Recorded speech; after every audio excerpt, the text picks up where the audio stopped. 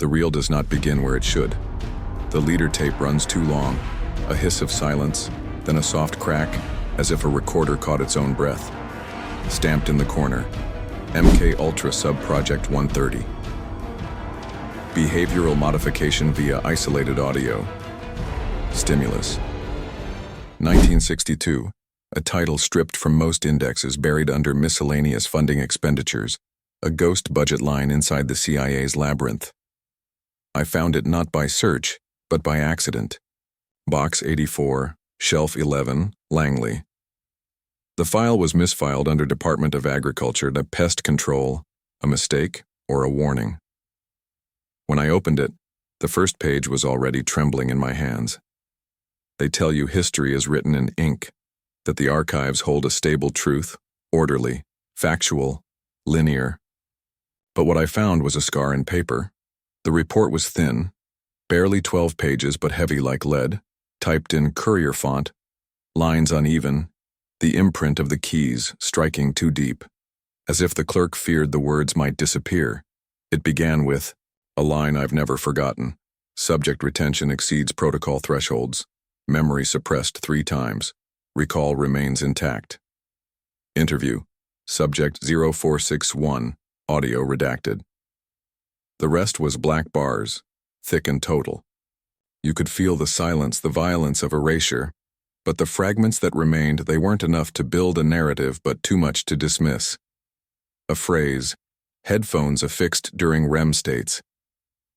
Another, looped directive, layered with neutral static. And then, subject recalls word for word despite denial. The experiment was not chemical. It was not the LSD trials that the papers later exposed. This was something quieter, more mundane, more lethal. Sound. At the back of the folder, tucked like an afterthought, a cassette tape. Unlabeled, except for a smudged line in pencil.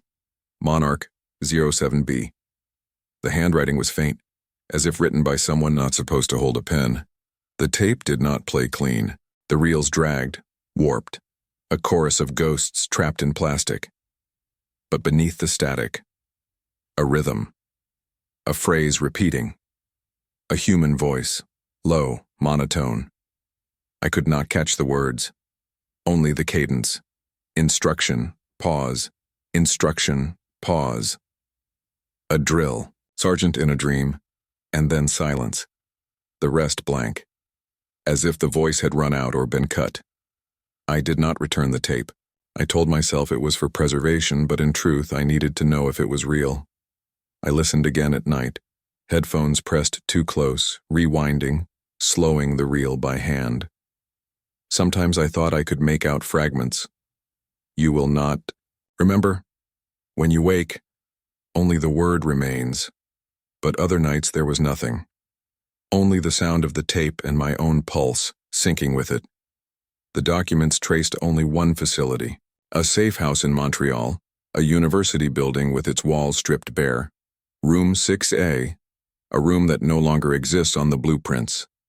The renovations listed as a closet, but the photos, the ones hidden in the appendix, show otherwise. A single chair, bolted to the floor. A metal frame arched above it, headphones suspended from steel arms.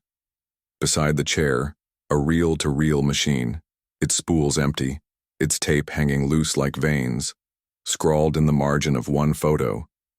Retention beyond wipe cycle. It wasn't about forgetting. It was about remembering something you were never meant to. When I reached the last page, the classification stamps blurred. Top secret, then redacted, then nothing. At the bottom, one final note. Langley blueprints show no room 93, but footage exists. Reel destroyed 4764, a contradiction. A missing room, a destroyed reel, yet a cassette remained. I began to wonder if discovery was even the right word.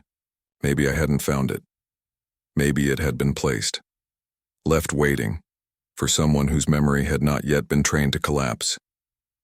I kept listening to the tape. Not daily, but often enough. Always at night, always when the world was quieter. Each time I heard something different, Not clearer, not louder, but changed, as if the words rearranged themselves between one listening and the next. I checked the cassette for edits. No splices, no cuts. The tape was whole. The change was not in the plastic. It was in me. The pattern became impossible to ignore. Fragments emerging, like a photograph developing too slow. First, the cadence of the voice. Then, one phrase intact. Subject. Will comply.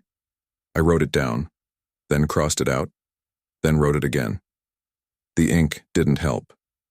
The words were already inside. When I returned to the file box weeks later, it was gone. Box 84, shelf 11. Empty. The card in the catalog now listed nothing, as if it had never existed. Only the tape remained, and even then, I could no longer be certain it was mine. The catalog system revealed one anomaly. The accession number for box 84 was tied to a funding receipt, but not to agriculture, not even to CIA. It was routed through the Department of Health, Education, and Welfare, a payment labeled Program for Special Education. 1962, not pest control, not agriculture, but children. Patterns do not appear all at once. They bleed through repetition. And in archives, repetition is everything. Every box looks the same.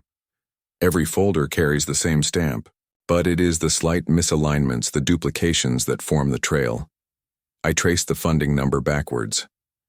Grants to hospitals, universities, halfway houses, places where sound could pass unnoticed. In Montreal, in Kentucky, in Oregon, everywhere. The same phrase in the expenditure lines, audio study materials. But the recipients were not libraries. They were psychiatric wards. Document fragment. Letter, 1963. Requesting additional headphones and replacement reels. Current batch worn beyond function. Subjects require uninterrupted exposure. Night cycles preferable. Signed, Dr. Cameron.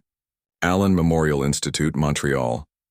The same Cameron who pioneered psychic driving, forcing patients to hear their own recorded voices for weeks, stripped of context, until memory dissolved. But this was not self-recorded. The voices were not their own, they were instructions. External, relentless. The tapes carried commands, not reflections, and the commands survived even when memory did not. It echoed the first page I had seen. Subject recalls word for word, despite denial.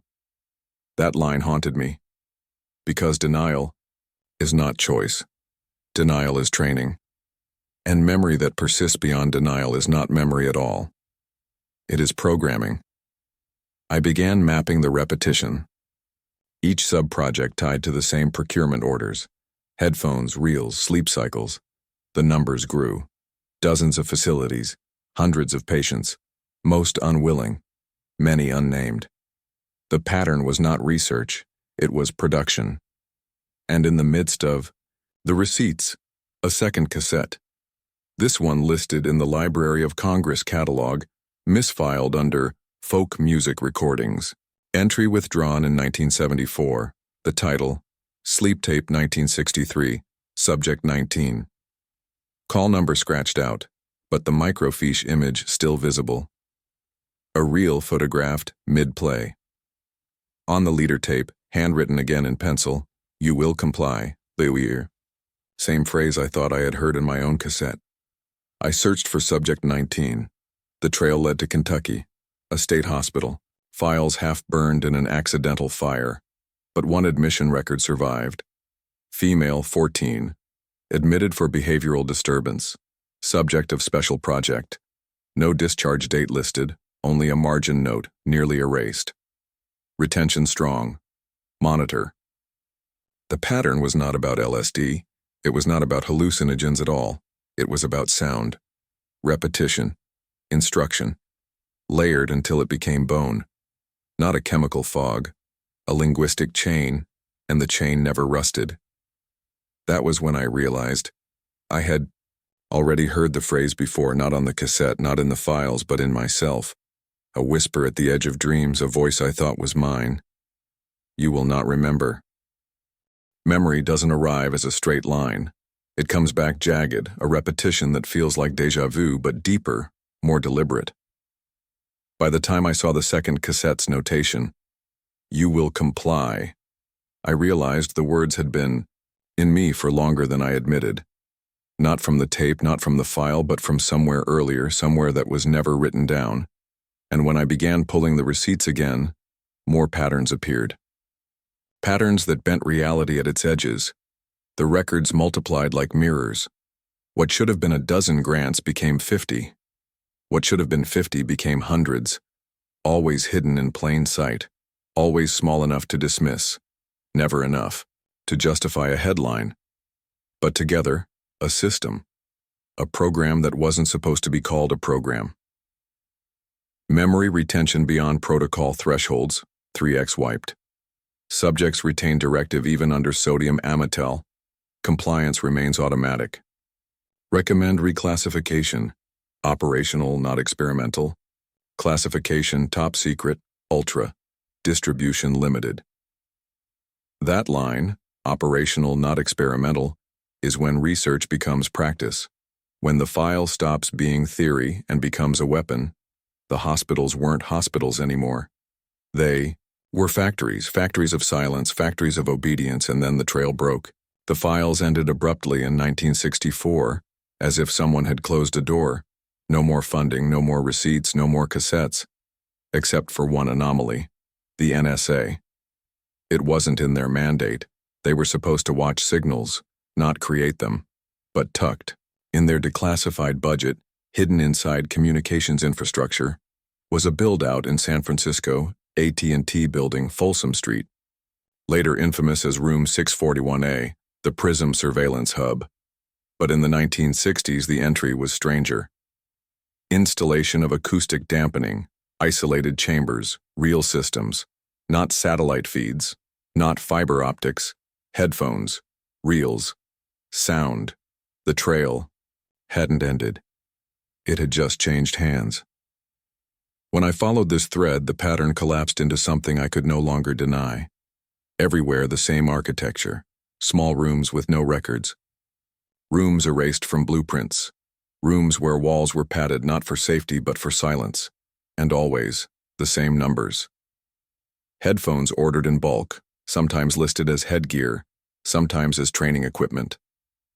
By 1965, the orders reached military facilities. Leavenworth, Fort Meade, San Antonio. The tape had traveled from hospitals to prisons, from patients to soldiers. Barracks wing closed for renovation. Blueprints show 20 rooms. Inspection confirms 21. Room unmarked, door locked from outside. Inside, nothing but a chair, and a reel-to-reel. The collapse was not sudden, it was engineered. A slow replacement of memory with script, of human resistance with obedience, and all of it hidden, not by absence, but by repetition. So many boxes, so many receipts, that no one would ever think to thread them together. It was not erasure. It was drowning.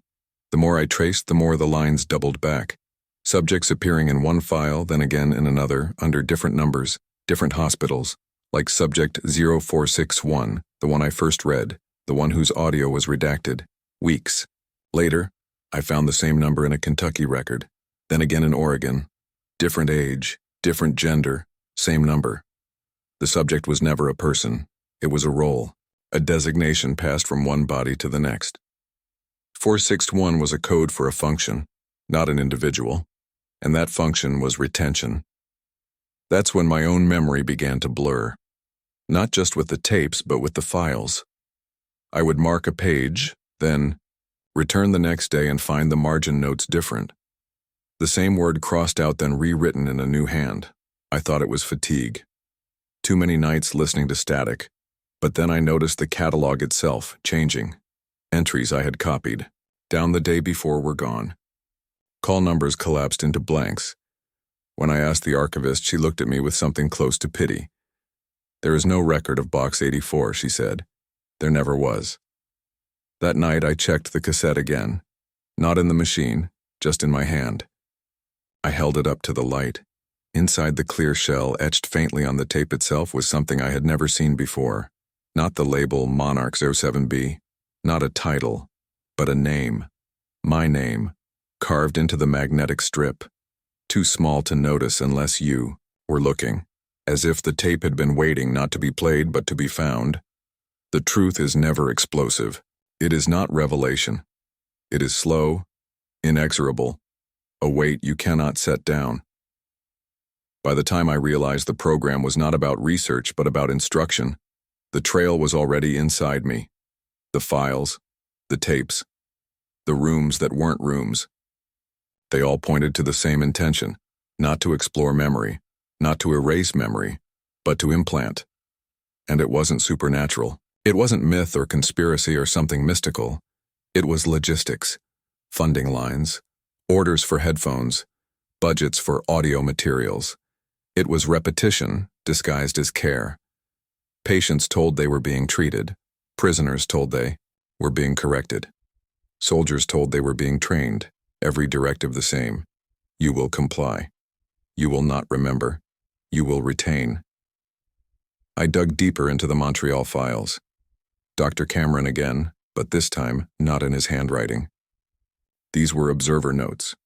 Observer memo, 1961. Patient exposed to directive loop 72 hours.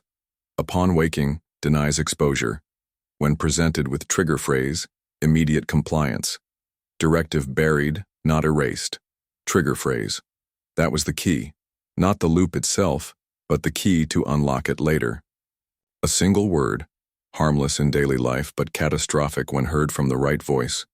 That explained the duplication of subjects. The same numbers repeating across hospitals, across states.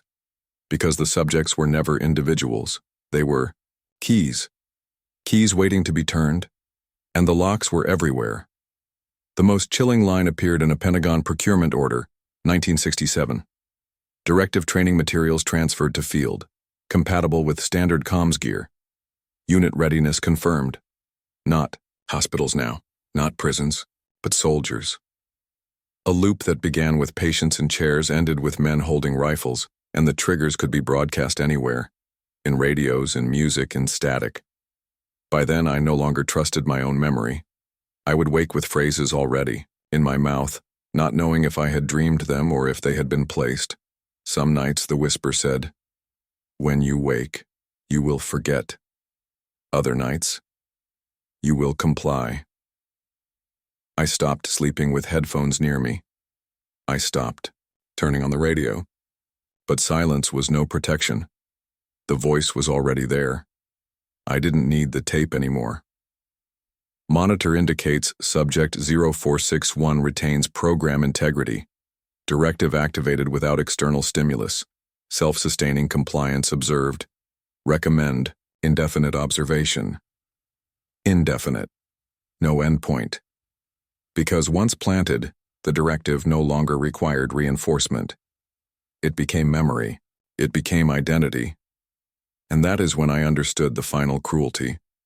There was no way to distinguish between what was mine and what had been written into me. I had thought I was uncovering something buried, dragging truth into light. But the files weren't leading me. They were containing me, guiding me into a script I was already a part of. The tape wasn't evidence. It was reminder. The archive wasn't discovery. It was rehearsal. And every phrase I had copied, every fragment I had recited, was just a way of carrying the program further, through me, through this, through you. Silence is not absence, it is the loudest sound in the archive. Because what is missing is not gone. It is withheld. By the time I reached the end of the trail, I understood the silence was deliberate. It was part of the program. The directive was not only in the tapes but in the gaps. The Montreal record stopped in 1964. The Pentagon orders ended in 1967. The NSA logs dissolved into static by 1971. But the silence that followed was not closure. It was transition. The system no longer needed paper. It no longer needed receipts. It lived inside the subjects themselves, Self-sustaining compliance, that was the phrase. And once compliance is self-sustaining, there is no need for updates. The program could disappear from the page and still remain in the body. Subjects require no further intervention. Trigger phrases embedded permanently. Recommend shredding auxiliary documentation to minimize exposure risk. Classification. Destroy after reading. Filed under none. The files dissolved, but the people did not. They remained, scattered, unaware of the instructions lodged in them. Hospital patients discharged without memory. Prisoners released with blank years.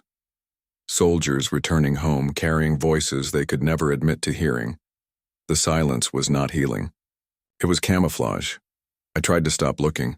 I told myself the archive was closed, the trail ended. But silence has a way of drawing you deeper. You begin to listen harder, leaning into the void, waiting for a crack. And cracks came. The first was, in a deposition.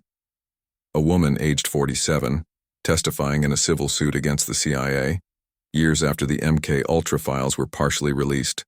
She said, "I don't remember what they did to me, but I remember the word. It won't leave. It comes back when I hear it from others. Sometimes I say it myself without knowing." The transcript shows the word was stricken. Unintelligible, the stenographer wrote. But the repetition was intact. She had not forgotten. The second was in a prison log. Inmate 1127, Kentucky, 1975. Refused food for 3 days. When finally confronted, he repeated the same phrase over and over, the same one I had heard on my tape. "You will comply." The guard wrote. He didn't sound angry. He didn't sound afraid. He sounded rehearsed. The log ends abruptly, transfer, no follow-up, and the third was closer. Too close. A tape in my own hand, marked with my name, etched into the reel. I thought it was a trick of light. But when I held it longer, I realized it was not etched. It was printed, burned into the tape, like a manufacturer's code, not added after. There from the beginning. My name was never written on the cassette. The cassette was written onto me. I don't remember when I first heard the voice. It may have been in the archive. It may have been years earlier. It may have been childhood. The silence inside the records was also inside me. A blank space I never questioned. A missing room in memory. And when the voice filled it, I accepted it, because the silence had prepared me. Anomaly. Langley. Blueprint inspection. 1982. Room 93 still unlisted. Footage recovered from camera sweep shows door ajar. Interior. Blank walls, single chair. Tape recorder still running, reel empty. Date. Stamp on footage. None. Operator log. Redacted. The chair was always there. The reel was always spinning. The subject was always waiting.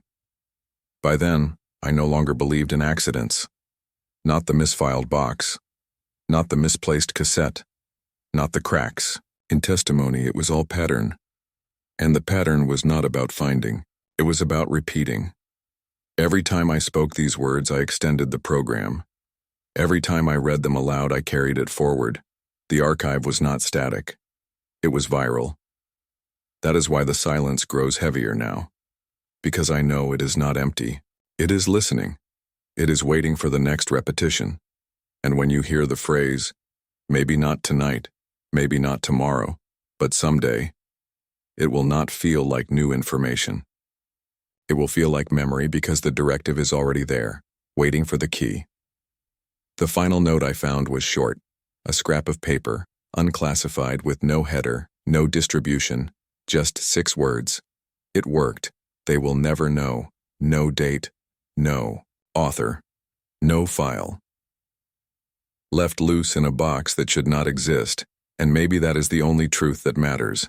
Not the names of the subjects, not the rooms erased from blueprints, not even the voices on the reels. The truth is silence, and silence survives. It outlives tape. It outlives ink. It outlives memory, because silence is the directive, not compliance, not forgetting. Silence. So that what happened cannot be proven, only remembered in fragments, like a dream you did not choose to dream. I used to think the grief was for the subjects, the patients, the prisoners, the soldiers who carried voices, not their own, but now I know the grief belongs to all of us, because the directive was never confined. It was never about them. It was about anyone who listens, anyone who repeats, anyone who reads. The grief is realizing too late that the silence was not protection. It was consent. We were always alone, always watched, always erased. Cassette log ends. Reel stops turning. Archive sealed. You will not remember. You will comply.